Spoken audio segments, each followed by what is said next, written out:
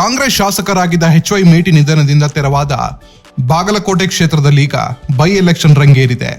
ಕಾಂಗ್ರೆಸ್ನ ಉಮೇಶ್ ಮೇಟಿ ಹಾಗೂ ಬಿಜೆಪಿಯ ವೀರಣ್ಣ ಚರಂತಿಮಠ ನಡುವೆ ಸಮರ ಶುರುವಾಗಿದೆ.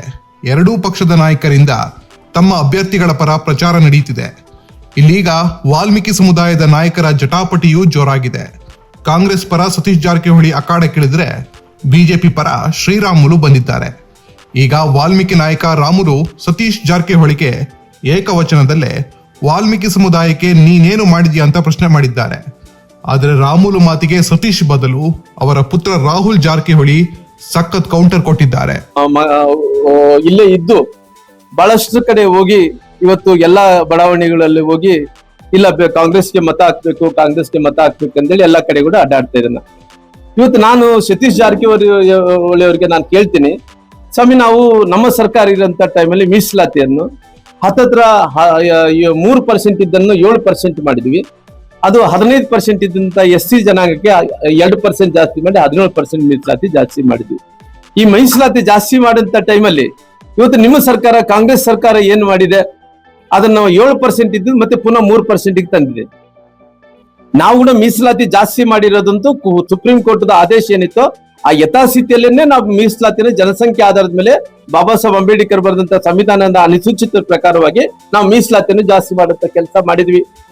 ಆದ್ರೆ ಈ ಸರ್ಕಾರ ಬಂದ ನಂತರ 7% ಇದು 3% ಮೀಸಲಾತಿ ಅಂದ್ರೆ 4% ಕಡಿಮೆ ಮಾಡಿದೆ. ಇವತ್ತು ಅದನ್ನೇ 17% ಇದ್ದಿದ್ದು ಇವತ್ತು 2% ಜಾಸ್ತಿ ಮಾಡಿ 15% ಮೀಸಲಾತಿ ಕೊಟ್ಟಿದೆ.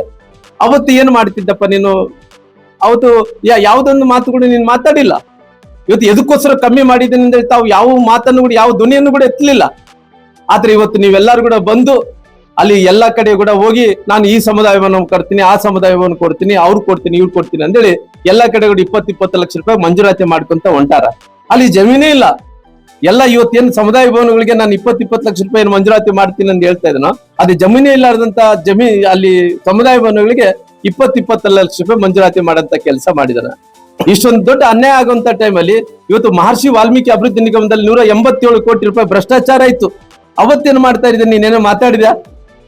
ಇಷ್ಟೊಂದು ದೊಡ್ಡ ಪರಿಶಿಷ್ಟ ಜಾತಿ ಪರಿಶಿಷ್ಟ ಪಂಗಡಗಳ ಜನಾಂಗಕ್ಕೆ ಇಷ್ಟೊಂದು ದೊಡ್ಡ ಅನ್ಯಾಯ ಆಗುವಂತ ಟೈಮಲ್ಲಿ ಎಲ್ಲ ನಿಗಮಗಳಲ್ಲಿದ್ದಂತ ಹಣವನ್ನು ಯಾರಿಗೆ ಫಲಾನುಭವಿಗಳು ಸಿಗಬೇಕಾಯ್ತೋ ಎಲ್ಲ ಹಣವನ್ನು ಲೂಟಿ ಮಾಡಿದಂತ ಟೈಮಲ್ಲಿ ನಿಮ್ಮ ಸರ್ಕಾರದಲ್ಲಿದ್ದಂತ ಕೆಲವು ಮಂದಿ ದೊಡ್ಡ ಹುದ್ದೆದಲ್ಲಿದ್ದಂತ ರಾಜೀನಾಮೆ ಕೊಟ್ಟಂತ ಸಂದರ್ಭದಲ್ಲಿ ಕೂಡ ಇವತ್ತು ಏನು ಬಾಯಲ್ಲಿ ಇಟ್ಕೊಂಡಿದ್ರಪ್ಪ, ತಾವು ಏನೇ ಮಾತಾಡ್ಲಾರ್ದಂತ ಸುಮ್ಮನೆ ಇದ್ರಿ. ಇವತ್ತು ತಾವು ಎಲ್ಲರೂ ಕೂಡ ಇವತ್ತು ಈ ರೀತಿ ಅನ್ಯಾಯವನ್ನು ಮಾಡಿ ಪುನಃ ಯಾವ ಮತ ಹಿಡ್ಕೊಂಡು ತಾವು ಇವತ್ತು ಮತವನ್ನು ಕೇಳ್ತಾ ಇದ್ರಿ ಅಂತೇಳಿ ಅದು ಉತ್ತರವನ್ನು ಕೂಡ ಕೊಡಬೇಕಾಗಿತ್ತು. ಶ್ರೀರಾಮುಲು ಕೂಡ ನಮ್ಮ ಸಮಾಜದ ಹಿರಿಯ ಮುಖಂಡರಿದ್ದಾರೆ. ಆದರೆ ಸತೀಶ್ ಜಾರಕಿಹೊಳಿ ಕೊಡುಗೆ ಸಮಾಜಕ್ಕೆ ಏನಿದೆ ಅಂತ ಎಲ್ಲ ರಾಜ್ಯದ ಜನರು ಗೊತ್ತಿದೆ. ಅನೇಕ ಸಮಾಜದ ಮುಖಂಡರಾಗಿರ್ಬೋದು, ಕಾರ್ಯಕರ್ತರು ಅವ್ರ ಹಿಂದೆ ನಿಂತಿದ್ದಾರೆ. ಅಂದರೆ ಹಾಗೆ ನಿಂತಿಲ್ಲ, ಅವರು ಮಾಡಿದಂಥ ಸೇವೆಗಳಾಗಿರ್ಬೋದು ಕೊಡುಗೆ ಮುಖಾಂತರ ನಿಂತಿದ್ದಾರೆ. ಎಲ್ಲರೂ ಕೂಡ ಇವತ್ತು ಯಾರೂ ಮುಗಿದ್ರಿಲ್ಲ, ಎಲ್ಲ ಜನರು ಜಾಣರಿದ್ದಾರೆ. ಅದಕ್ಕೆ ಯಾವ ರೀತಿ ಯಾವ ನಾಯಕರಿಂದ ಹೋದರೆ ನಮ್ಮ ಸಮಾಜ ಬೆಳೆಯುತ್ತೆ, ನಮ್ಮ ಮುಂದೆ ಯಾವ ರೀತಿ ಬರ್ತದಂತ ಅವ್ರು ಹಿಂದಿದ್ದಾಗ ಮಾತ್ರ ಅವರು ಇದು ಮಾಡ್ತಿದ್ದಾರೆ. ಅದಕ್ಕೆ ಆ ನಿಟ್ಟಿನಲ್ಲಿ ಇವತ್ತು ತಂದೆ ಸತೀಶ್ ಜಾರಕಿಹೊಳಿ ಇವತ್ತು ರಾಜ್ಯಾದ್ಯಂತ ಇದೇ ಸಮಾಜವನ್ನು ಬೆಳೆಸುವಂಥ ನಿಟ್ಟಿನಲ್ಲಿ ಅವತ್ತು ಕಾರ್ಯವನ್ನು ಮಾಡ್ತಿದ್ದಾರೆ. ಇಲ್ಲ, ಈಗಾಗಲೇ ಒಂದು ಕಾಪಿಯನ್ನೆಲ್ಲ ಕೊಟ್ಟಿದ್ದಾರೆ, ಅಧಿಕೃತವಾಗಿ ಎಲ್ಲ ಕೂಡ ಘೋಷಣೆ ಆಗಿದೆ. ಈಗ ಸಮುದಾಯದವರು ಭಾಳ ದಿನಗಳಿಂದ ನಮಗೆ ಬೇಡಿಕೆಯನ್ನು ಇಟ್ಟಿದ್ದರು. ಅದಕ್ಕೆ ಎಲ್ಲೆಲ್ಲಿ ಏನೇನು ಕೊರತೆ ಇದೆ ಸಮುದಾಯದ ಬೇಡಿಕೆಯನ್ನು ಈಡೇರಿಸುವಂಥ ಪ್ರಯತ್ನ ತಮ್ಮ ವತಿಯಿಂದ, ತಮ್ಮ ಇಲಾಖೆ ವತಿಯಿಂದ ಇರ್ಬೋದು, ಸರ್ಕಾರ ವತಿಯಿಂದ ಏನೇನು ಸಾಧ್ಯ ಇದೆ ಅದನ್ನ ಮಾಡುವಂಥ ಒಂದು ಚಿಕ್ಕ ಪ್ರಯತ್ನ ಅವರು ಮಾಡಿದ್ದಾರೆ. ಇಲ್ಲ, ಆ ರೀತಿ ಏನಿಲ್ಲ. ಯಾಕಂದರೆ ಎಲ್ಲೆಲ್ಲಿ ಸಮುದಾಯದವರು ಇವತ್ತು ಬಾಗಲಕೋಟೆ ಮತಕ್ಷೇತ್ರ ಅಲ್ಲ, ಎಲ್ಲ ಇಡೀ ಕರ್ನಾಟಕ ರಾಜ್ಯದಲ್ಲಿ ಎಲ್ಲೇ ಒಂದು ಬೇಡಿಕೆ ಇದ್ರೂ ಕೂಡ ಅದನ್ನ ಪೂರೈಕೆ ಮಾಡುವಂಥ ಕೆಲಸ ಸತೀಶ್ ಜಾರಕಿಹೊಳಿ ಮಾಡಿದ್ದಾರೆ. ಆ ಒಂದು ಚಿಕ್ಕ ಪ್ರಯತ್ನ ಇಲ್ಲೇ ಕೂಡ ಮಾಡಿದ್ದಾರೆ. ಮತ್ತೊಂದು ಕಡೆ ಸತೀಶ್ ಜಾರಕಿಹೊಳಿ ಕೂಡ ಪ್ರಚಾರದ ಅಖಾಡಕ್ಕಿಳಿದಿದ್ದು ಎಲ್ಲರೂ ಒಂದಾಗಿ ಕಾಂಗ್ರೆಸ್ ಗೆಲ್ಲಿಸಿ ಅಂತ ಕರೆ ಕೊಟ್ರು. ವಿಶೇಷವಾಗಿ ಮಾಡ್ಲಿಕ್ಕೆ ಬಂದಂತ ನಮ್ಮ ಪಕ್ಷದ ಎಲ್ಲ ಮುಖಂಡರು ಈಗಾಗಲೇ ಪಕ್ಷದ ಕಾರ್ಯಕ್ರಮ ಅಭಿವೃದ್ಧಿಯನ್ನ ನಮ್ಮ ಅಧ್ಯಕ್ಷ ಹೇಳಿದ್ದಾರೆ. ನಾವು ಇಲ್ಲಿ ಚುನಾವಣೆ ಹೇಗ್ ಮಾಡಬೇಕು, ನಮ್ಮನ್ನ ನೀವು ಪರಿಚಯ ಮಾಡ್ಕೋಬೇಕು, ನಿಮ್ಮನ್ನ ನಾವು ಪರಿಚಯ ಮಾಡ್ಕೊಳ್ಳಕ್ಕೆ ಬಂದಿರುವಂತ ಅಷ್ಟೇ ಕಾರ್ಯಕ್ರಮ ಸೀಮಿತವಾಗಿರುತ್ತೆ. ನಾನು ಗ್ಯಾರಂಟಿ ಬಗ್ಗೆ ಆಗಲಿ ಡೆವಲಪ್ಮೆಂಟ್ ಬಗ್ಗೆ ಹೇಳಿಕ್ ಹೋಗಲ್ಲ. ಅದೆಲ್ಲ ನಿಮ್ಗೂ ಎಲ್ಲ ಗೊತ್ತಿರುವಂತ ವಿಚಾರ. 3 ವರ್ಷಗಳಲ್ಲಿ ನಮ್ಮ ಸರ್ಕಾರ ಏನೇನು ಮಾಡಿದೆ ಅದೆಲ್ಲ ನಿಮ್ಗೆ ಗೊತ್ತಿರುವಂತ ವಿಚಾರ. ಈಗಾಗಲೇ ನಮ್ಮ ಪರವಾಗಿ ಕಾರ್ಯಕರ್ತರು ನಿಮ್ಮನ್ನೆಲ್ಲ ಹೆಚ್ಚು ಕಮ್ಮಿ ಭೇಟಿ ಆಗಿದ್ದಾರೆ.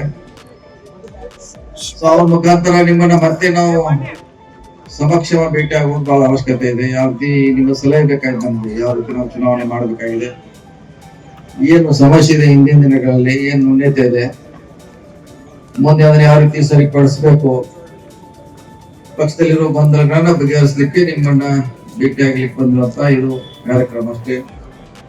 ಸೊ ಅದಕ್ಕಾಗಿ ದಯವಿಟ್ಟು ಪಟ್ಟಿ ಮಾಡಿಕೊಳ್ಳಿ. ನಿಮ್ಮ ಊರಿನ ಸಮಸ್ಯೆಗಳಿರ್ಬೋದು, ಅಲ್ಲಿರೋ ಪಕ್ಷದಲ್ಲಿ ಗೊಂದಲ ಇರ್ಬೋದು, ಇವನ್ನೆಲ್ಲ ಹೇಳಿದ್ರೆ ಅದಕ್ಕೆ ಪರಿಹಾರ ಕಂಡುಕೊಳ್ಳುವಂತ ನಾವು ಪ್ರಯತ್ನ ಮಾಡ್ತೀವಿ. ಇದಾದ್ಮೇಲೆ ಪ್ರತಿ ಗ್ರಾಮ ಪಂಚಾಯತಿಗೆ ಬರ್ತೀವಿ. ನಿಮ್ಮನ್ನ ಅಲ್ಲಿ ಕೂಡ ಪ್ರತ್ಯೇಕವಾಗಿ ನಿಮ್ ಜೊತೆ ಕೂತು ಚರ್ಚೆ ಮಾಡಿ ಪಕ್ಷಕ್ಕೆ ಯಾವ ರೀತಿ ನಿಮ್ಮ ಸಹಾಯ ಪಡಿಬೇಕು. ಮಾನ್ಯ ಮೇಟಿ ಅವರು, ಮೇಟಿ ಅವರು ನಿಮ್ಗೆಲ್ಲ ಚಿರಪರಿಚಿತರು. ಅವ್ರ ಬಗ್ಗೆ, ಉಮೇಶ್ ಬಗ್ಗೆ ಹೇಳುವಂತ ಅವಶ್ಯಕತೆ ಇಲ್ಲ. ಅದಕ್ಕಾಗಿ ಅವ್ರಿಗೆ ನೀವೆಲ್ಲ ಆಶೀರ್ವಾದ ಮಾಡಬೇಕು. ಏನೋ ಅವ್ರ ತಂದೆ ಸ್ಥಾನ ತುಂಬುವಂತ ಏನ್ ನಾವು ಪ್ರಯತ್ನ ಮಾಡ್ತೀವಿ. ನಿಮ್ಮೆಲ್ಲರ ಸಹಕಾರ ಇದ್ರೆ ಮಾತ್ರ ಮಾಡ್ಲಿಕ್ಕೆ ಸಾಧ್ಯ ಇದೆ. ನಾವು ಕೂತ್ ಮಾಡ್ಲಿಕ್ಕೆ ಆಗೋಲ್ಲ. ನಾವು ಭಾಷಣ ಮಾಡ್ಬೋದು, ನಮ್ಮ ಪಕ್ಷದ ಕಾರ್ಯಕ್ರಮ ಹೇಳ್ಬೋದು, ನಾವು ಈ ತರ ಡೆವಲಪ್ ಮಾಡಿದ್ವಿ, ಲಕ್ಷಾಂತರ ಕೋಟಿ ಖರ್ಚು ಮಾಡಿದ್ ಹೇಳ್ಬೋದು. ಆದ್ರೆ ಅಂತಿಮವಾಗಿ ಜಯವನ್ನು ಸಾಧಿಸುವಂತ ಶಕ್ತಿ ನಿಮ್ಮ ಕೈಯಲ್ಲಿದೆ. ಅದಕ್ಕಾಗಿ ನಿಮ್ಮನ್ನ ಭೇಟಿ ಆಗ್ಲಿಕ್ಕೆ ಅಷ್ಟಕ್ಕೆ ಮಾತ್ರ ನಾವು ಇವತ್ತು ಬಂದಿದ್ದೇನೆ. ಚುನಾವಣೆ ಆಗುವವರೆಗೆ ಇಲ್ಲೇ ಇರ್ತೀವಿ. ಎಲ್ಲ ಹಳ್ಳಿಗೆ ಸಾಧ್ಯ ಬರ್ಲಿಕ್ಕೆ ಪ್ರಯತ್ನ ಮಾಡ್ತೀವಿ. ಗ್ರಾಮ ಪಂಚಾಯತ್ ಖಂಡಿತವಾಗಿ ಬರ್ತೀವಿ. ಈಗಾಗಲೇ 3 ಜಿಲ್ಲಾ ಪಂಚಾಯತಿ, ಇವತ್ತು 1 ಪಟ್ಟಣ ಪಂಚಾಯತಿ, 2 ಜಿಲ್ಲಾ ಪಂಚಾಯತಿ ಇವತ್ತು, ನಾಳೆ ಕೂಡ 3 ಜಿಲ್ಲಾ ಪಂಚಾಯತಿ ಅಂದ್ರೆ ಎಲ್ಲಾ ಕಡೆ ಹೋಗ್ತೀವಿ. ನಂತರ ಬಾಗಲಕೋಟೆ ಸಿಟಿಯಲ್ಲಿ ಕೂಡ ನಾವೆಲ್ಲ ಮುಖಂಡರ ಪ್ರತ್ಯೇಕವಾಗಿ ಭೇಟಿಯಾಗಿ ಅಲ್ಲಿರುವಂತಹ ಸಮಸ್ಯೆ, ಹಿಂದೆ ಆಗಲಿರುವಂತ ಅಭಿವೃದ್ಧಿ ಕಾರ್ಯಗಳಿರ್ಬೋದು, ಇದನ್ನು ಎಲ್ಲಾ ಕಲೆ ಹಾಕಿ ನಿಮ್ಮ ಸಲಹೆ ಮೇರೆಗೆ ಚುನಾವಣೆ ಮಾಡುವಂತ ಪ್ರಯತ್ನಕ್ಕೆ ನಾವೆಲ್ಲ ಹೋಗೋಣ. ಒಟ್ಟಾರೆ ಗೆಲ್ಲಿಗೆ ಎಲ್ಲಾ ರೀತಿಯ ಅವಕಾಶಗಳಿದೆ. ನೀವು ಅದನ್ನ ಗೆರೆ ಮೂಡಿಸುವಂತ ಪ್ರಯತ್ನ ನಿಮ್ ಕೈಯಲ್ಲಿದೆ. ಅದಕ್ಕೆ ವಿನಂತಿ ಮಾಡ್ಕೊಳ್ಳಿಕ್ಕೆ ಎಲ್ಲರೂ ನಾವು ಅಧ್ಯಕ್ಷರು ಚರಂತಿಮಠ ಅವರು, ಉಮೇಶ್ ಅವರು, ಶಾಸಕರು ನಾವಿಲ್ಲಿ ಬಂದಿದ್ದೇವೆ. ಮುಖ್ಯಮಂತ್ರಿಗಳು ಕೂಡ ಇಲ್ಲಿ ಟಿಪಿ ಇದೆ, ಅವರು ಕೂಡ 31 ಇದೆ. ಅವರು ಕಾರ್ಯಕ್ರಮ ಸವಿಸ್ತರವಾಗಿ ಹೇಳ್ತಾರೆ. ನಮ್ದು ಕೆಲಸ ಬೇರೆ, ಅವ್ರ ಕೆಲಸ ಬೇರೆ. ನಮ್ DCM ಬಂದ್ರೆ ಅವ್ರ ಕೆಲಸ ಬೇರೆ. ಹಿಂಗಾಗಿ ಎಲ್ಲಾರು ಬೇರೆ ಬೇರೆ ಒಂದೇ ತಕ್ಕಡಿ ಅದು ಸರಿ ಹೋಗಲ್ಲ. ನಮ್ದು ಕೆಲಸ ಎಲ್ಲಿ ಏನಿದೆ ಸಮಸ್ಯೆಯನ್ನ ನೋಡೋದು, ಅದಕ್ಕೆ ಸರಿಯಾದ ಅಳತೆಯಲ್ಲಿ ತೂಕ ಮಾಡೋದಷ್ಟೇ ನಮ್ ಕೆಲಸ. ಅದಕ್ಕೆ 1 ತಿಂಗಳಿಂದ ನಿಮ್ ಜೊತೆ ಸಂಪರ್ಕಲಿದ್ದಾರೆ. ಈಗಾಗಲೇ ನನಗೆಲ್ಲ ಊರಿನ ಮಾಹಿತಿಗಳನ್ನ, ಸಮಸ್ಯೆಗಳನ್ನ ಏನೇನಿದೆ ಅನ್ನೋ ಕೊಟ್ಟಿದ್ದಾರೆ. ಅದಕ್ಕೆ ನಾನು ಕೂಡ ಮಾಡತಾರೆ, ಚೆನ್ನಾಗಿ ಕೆಲಸ ಮಾಡ್ತಾರೆ. ನೀವು ಅವ್ರ ಜೊತೆ ಕೈ ಜೋಡಿಸಿದ್ರೆ ಖಂಡಿತವಾಗಿ ಈಗ ಬಿಜೆಪಿ ಅವ್ರಿಗೆ ಹೇಳಿದ್ರ, ನಮ್ಮ ಚರಂತಿಮಠ ಅವ್ರು ಹೇಳ್ತಾರೆ 2 ಕೋಟಿ 50 ಲಕ್ಷ ಇವತ್ತು ಸಾಲ ಇದೆ. 202 ನಾವು ಬಿಟ್ಟು ಹೋದಾಗ 70 ಲಕ್ಷನೋ ಇತ್ತು. ನಾವು ಬಿಟ್ಟು ಹೋದಾಗ 70 ಲಕ್ಷ ಹೆಚ್ಚು ಕಮ್ಮಿ ಹಂತದಲ್ಲಿ ನಮ್ ಸಾಲ ಇತ್ತು. ಈಗ ಅದನ್ನ ಬಿಡ್ತಾರ.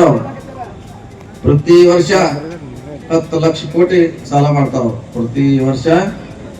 ಅದನ್ನ ಹೇಳಲ್ಲ, ಅದನ್ನ ಮಾತ್ರ ಯಾವಾಗ ಹೇಳಲ್ಲ. ಹಂಗೆ ಈಶ್ವಗುರು ಅಂತ ಹೇಳ್ತಾರೆ. ಏನಿಲ್ಲ ಇಲ್ಲ, ಯಾವ ಗುರುನೂ ಇಲ್ಲ, ಯಾವ್ದಿಲ್ಲ. ಮತ್ತು ಕಾರಜೋಳ ಅವರು ಸುಮಾರು ಯಾವಾಗ ಅವ್ರ ಸರ್ಕಾರ ಹೊತ್ತಾವಾಗ ಅವ್ರ ಮಂತ್ರಿಗಳು ಒಂದು ಕಲ್ಲು ಕೂಡ ಇಡಕ್ಕಾಗಿಲ್ಲ ಅವ್ರಿಗೆ. ಕಲ್ಲು ಈ ಕಡೆ ಕಿತ್ತು ಈ ಕಡೆ ಇಡಕ್ಕಾಗಿಲ್ಲ. ಆದ್ರೆ ಆರೋಪ ಮಾತ್ರ ಬಹಳ ನಯವಾಗಿ ಹೇಳ್ತಾರ, ನಮ್ಸಂಗ್ ಹೇಳ್ತಾರ. ಅವ್ರಿದ್ದಾಗ ಅವರೇ ನೀರಾವರಿ ಮಂತ್ರಿಗಳು. ನಾವೀಗ 70,000 ಕೋಟಿ 5 ವರ್ಷಗಳಲ್ಲಿ ಘೋಷಣೆ ಮಾಡಿದ್ವಿ. ಈ ಸಾರಿ 10,000 ಕೋಟಿ ಕೊಡ್ತಾ ಇದ್ದೀವಿ. ಮತ್ತೆ ಹಿಂದೆ ನಾವು ಇದ್ದಾಗನೇ ಅದನ್ನ ಎತ್ತರ ಮಾಡುವಂತ ಸಿದ್ದರಾಮಯ್ಯ ಬಂದ ಮೇಲೆ ನಾವು ಹೊಸಪೇಟೆನಿಂದ ಎಲ್ಲಿವರೆಗೆ ಬಂದ್ರು, ಕೋಟ ಸಂಗಮವರೆಗೆ ಪಾದಯಾತ್ರೆ ಬಂದಿದ್ವಿ, ಅವಾಗ ಘೋಷಣೆ ಮಾಡಿದ್ವಿ.